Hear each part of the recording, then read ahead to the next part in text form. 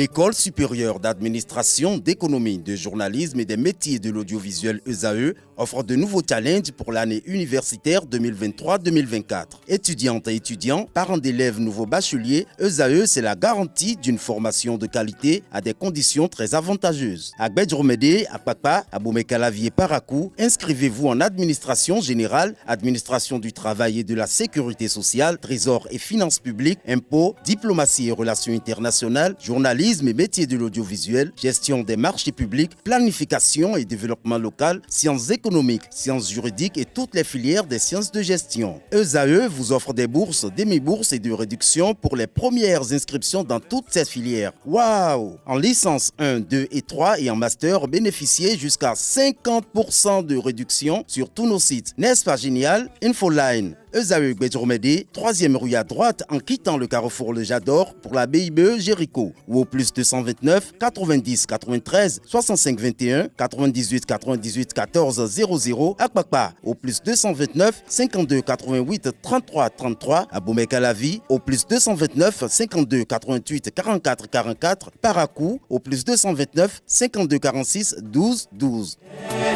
ESAE, l'excellence à un an.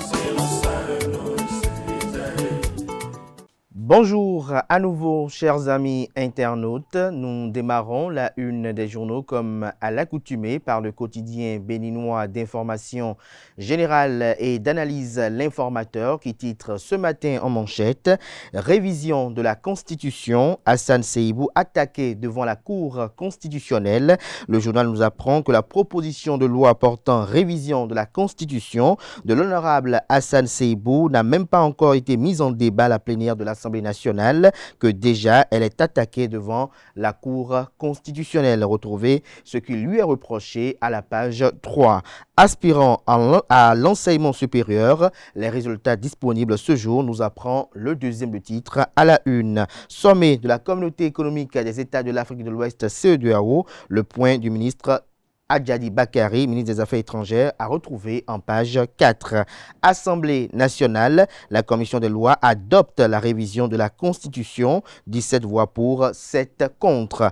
À l'oreille droite, le titre Journal École, Festival Zoukben 4e édition, les raisons du choix de Agon, des précisions sur le titre du journal ainsi que les autres productions journalistiques des étudiants en formation sur les différents campus de l'ESAE, l'école supérieure d'administration, d'économie, de journalisme et des métiers de l'audiovisuel qui a ses campus dans les villes de Cotonou, d'Abomey-Calavi et de Parakou.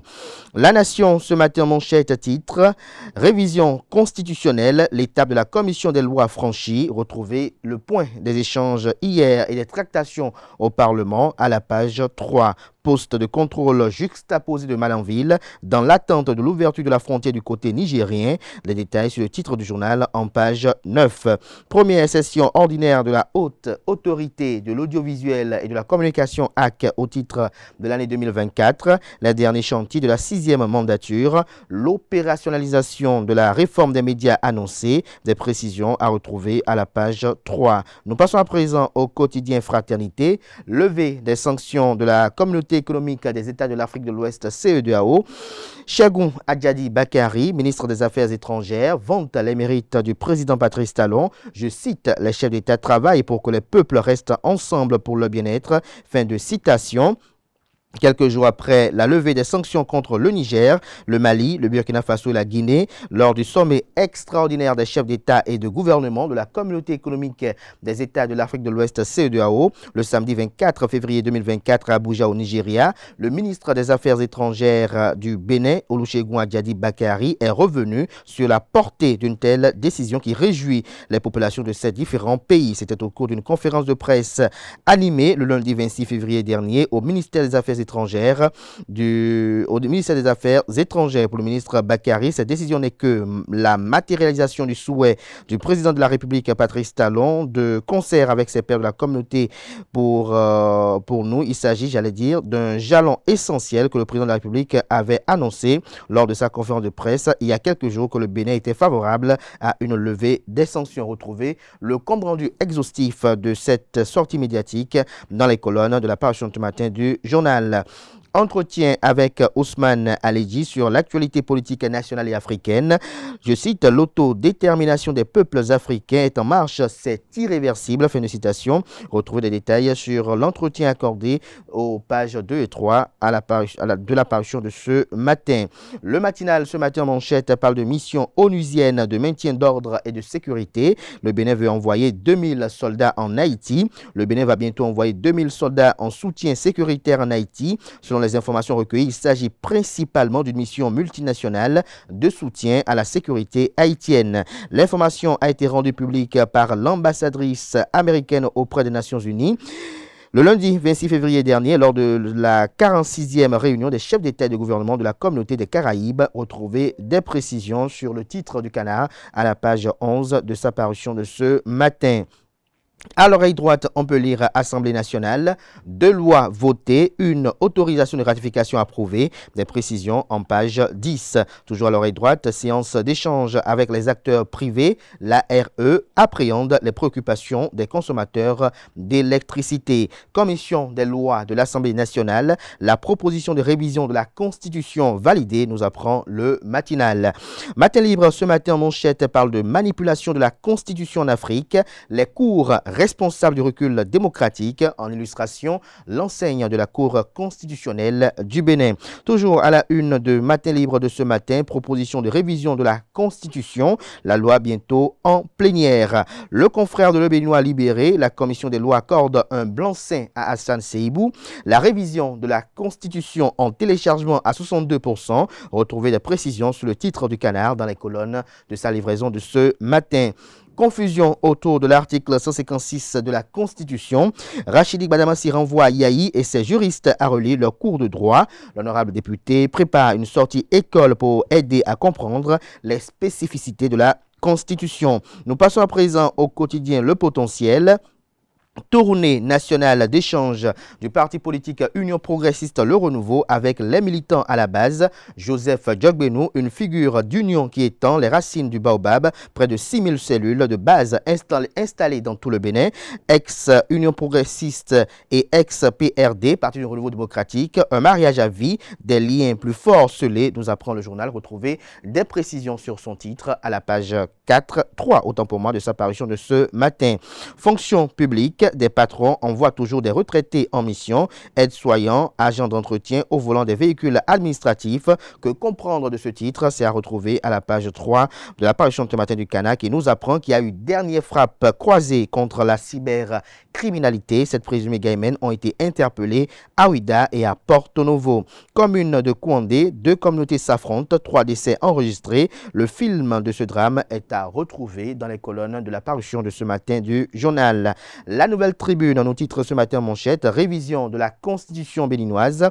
Hassan Seibou, le lièvre du régime de la rupture, la proposition adoptée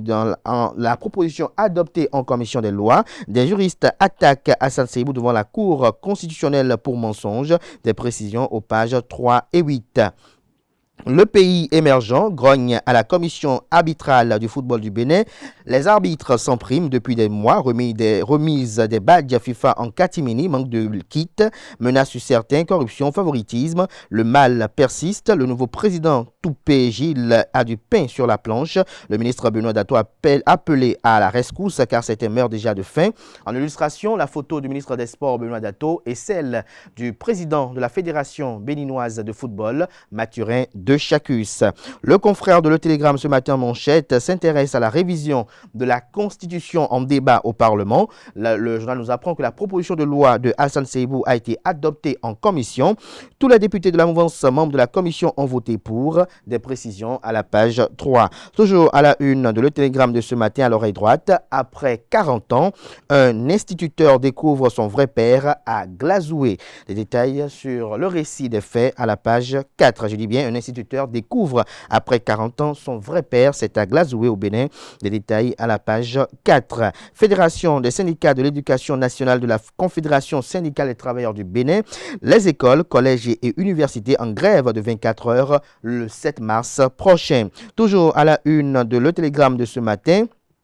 Agence pénitentiaire du Bénin APB, des détenus en formation pour la fabrication de chaussures à Parakou. Vindicte populaire à Cotonou, 2 présumés voleurs de motos brûlés vifs à Védocor.